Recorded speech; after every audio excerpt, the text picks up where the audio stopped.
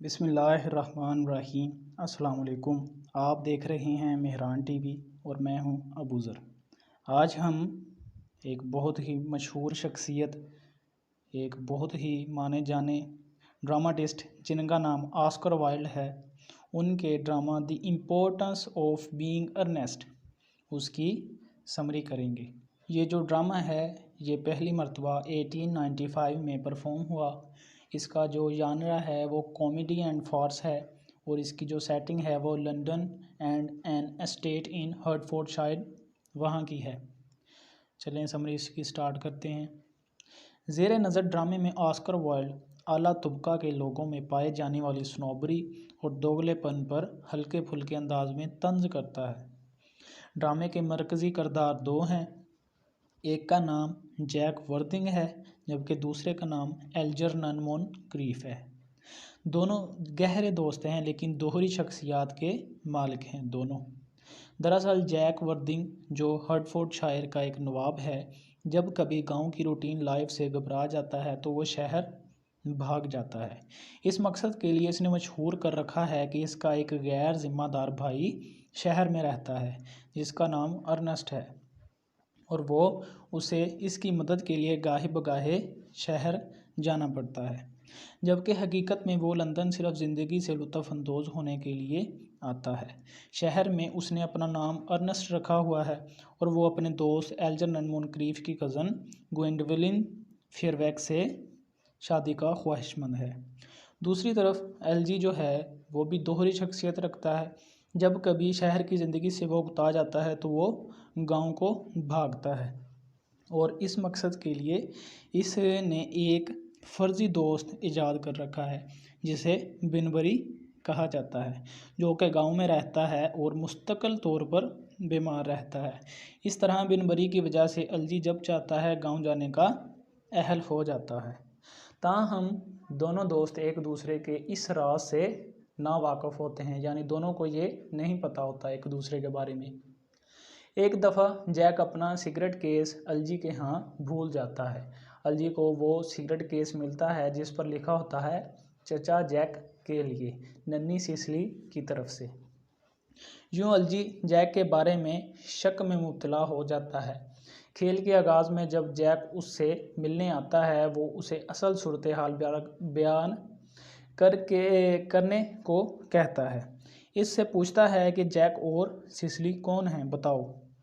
यूँ जैक एतराफ़ करता है कि असल में इसका नाम अर्नेस्ट नहीं है बल्कि जैक वर्थिंग है और सिसली इसके ज़ेरे वलायत लड़की है जिसकी ज़िम्मेदारी इसको मुतनबा बनाने वाले बाप ने इसको सौंपी थी।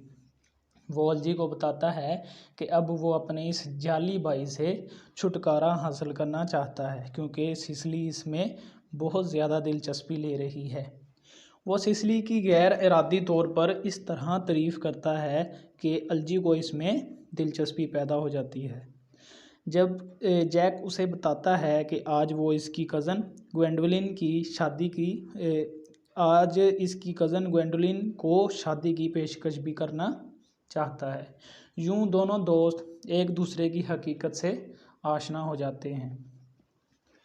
घंटी बजती है और लेडी ब्रैकनल जो हैं और इसकी बेटी ग्वेंडोलिन दाखिल होती हैं।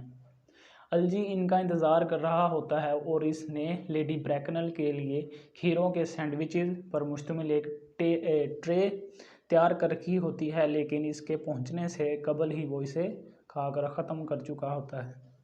जब लेडी ब्रैकनल और एलजी लम्हा भर के लिए कमरे से बाहर जाते हैं तो जैक को मौका मिल जाता है और वो ग्वेंडोलिन के सामने एतराफ़ करता है कि वो इसकी परस्तश करता है और इसे ये जानकर हैरत होती है कि वो भी इससे बेहद ज़्यादा मोहब्बत करती है।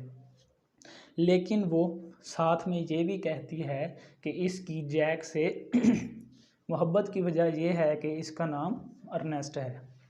ज़ाती तौर पर वो फ़ौरन ही अपना नाम अर्नेस्ट रखने का फ़ैसला करते हुए जैक ग्वेंडोलिन को शादी की पेशकश करता है और वो उसे कबूल कर लेती है।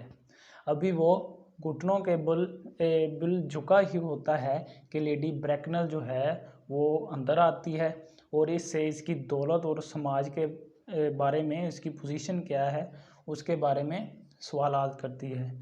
आगाज़ में जैक के जवाबात तसल्ली बख्श होते हैं, लेकिन जब वो इससे इसके वालिदैन के बारे में सवालात पूछती है तो वो इस बात का एतराफ़ करता है कि वो नहीं जानता कि वो कौन है।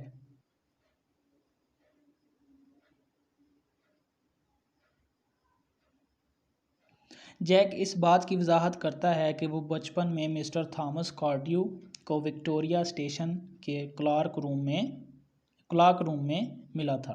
मिस्टर थॉमस कार्ड्यू ने इसका नाम वर्दिंग रख दिया क्योंकि इस वक्त इनकी जेब में वर्दिंग के लिए अव्वल दर्जे का टिकट था।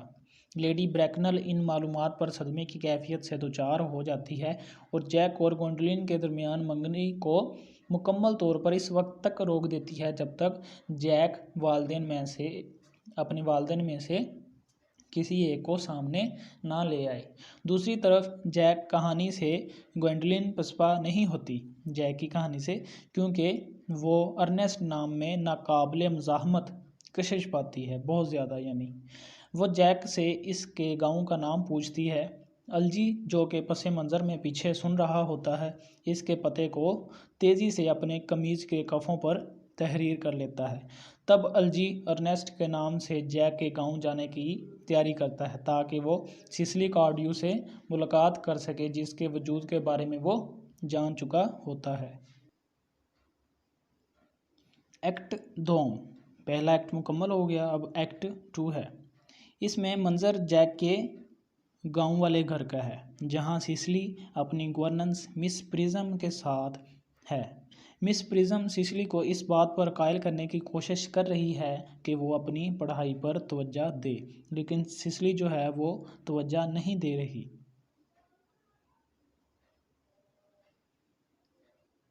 जल्द ही डॉक्टर चाजुबल जो है वो सामने आता है और मिस प्रिज्म इसके साथ सैर के लिए रवाना हो जाती है। इसके बाद अलजी आता है और वो ख़ुद को ऑनेस्ट ज़ाहिर करता है और सिसिली पर डोरे डालना शुरू कर देता है और वो इसके जाल में फंस जाती है सिसिली जो है, क्योंकि अर्नेस्ट के नाम में उसे बहुत ज़्यादा कशिश महसूस होती है। ताहम एलजी एक रेक्टर, जिसका पहले भी आया डॉक्टर चौजिबल, उसे कहता है कि मेरा नाम अर्नेस्ट के नाम के साथ तुम तब्दील कर दो। जैक अपनी दोगली ज़िंदगी वाले झंझट को ख़त्म करना चाहता है, इसलिए वो बहुत ही गमज़दा हालत में वापस आता है और अपने भाई की पेरिस में मौत की खबर सुनाता है। हालांकि एलजी अर्नेस्ट के नाम से पहले ही वहाँ मौजूद होता है। ग्वेंडोलिन दाखिल होती है मंजर में, वो अपने घर से भाग कर आई होती है। जब जैक और एलजी दोनों वहाँ मौजूद नहीं होते, वो सिसिली से मिलती है। वो दोनों एक दूसरे को कहती हैं कि वो अर्नेस्ट के साथ इंगेज्ड हैं दोनों। और जब जैक और एलजी वापस आते हैं तो दोनों का भांडा फूट जाता है और वो दोनों एक्सपोज हो जाते हैं। आगे एक्ट 3 है। इसमें लेडी ब्रैकनल जो है वो अपनी बेटी को ढूंढती हुई यहाँ पहुँचती है और वो ये जानकर हैरान हो जाती है कि एलजी और सिसिली दोनों इंगेज्ड हैं। लेकिन तब ही लेडी ब्रैकनल जो है वो गैर मुतवक्का तौर पर वहाँ आ पहुँचती है और ग्वेंडोलिन को जैक से शादी करने से मुकम्मल तौर पर मना करती है।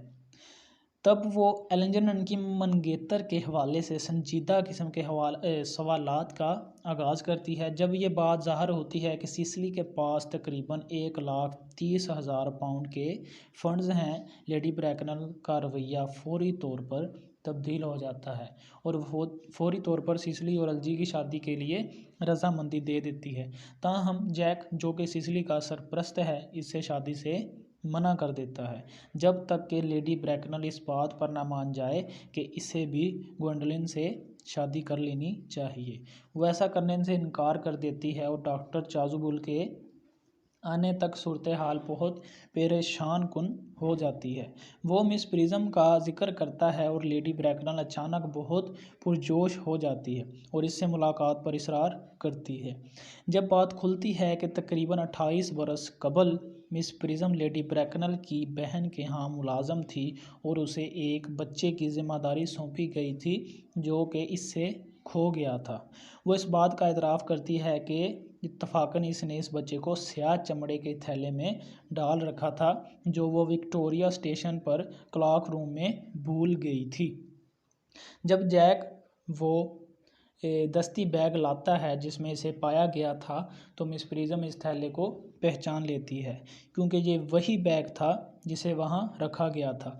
यूं जैक के हस्ब व नसब के बारे में पता चलता है।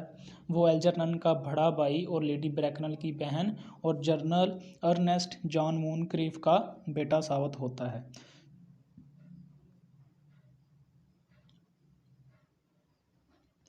और ये बात भी साबित होती है कि हकीकतन इसका नाम अर्नेस्ट ही है। शादी के हवाले से तमाम रुकावटों पर काबू पाया जा चुका है और ड्रामे का अख्ताम यूँ होता है कि जैक ने ग्वेंडोलिन को गले से लगाया हुआ है और एल्जरनन सिसिली को गले से लगाए होता है। डॉक्टर चाज़ुबुल भी शादी ना करने के पुराने नज़रियात को रद्द करते हुए मिस प्रिज्म से शादी करने के लिए तैयार हो जाता है और इसे गले से लगा लेता है। चलें जी, हो गई हैप्पी एंडिंग। उम्मीद है कि आपको ये समरी जो है इससे इस्तिफ़ादा ज़रूर हुआ होगा। अपना ख्याल रखिएगा।